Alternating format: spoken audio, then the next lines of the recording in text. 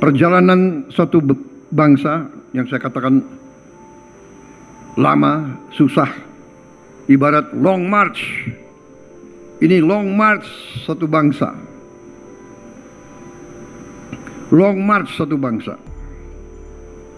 Kita dijajah, kita diadu domba, kita diinfiltrasi, dibikin pemberontakan. DITI, Angkatan Perang Ratu Adil, RMS,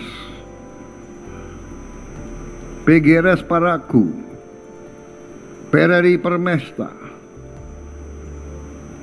terus gerakan ini, gerakan itu, terus kita dibikin apa lagi? Indonesia gelap, matanya buram. Indonesia gelap, Indonesia terang. Ada yang mau kabur,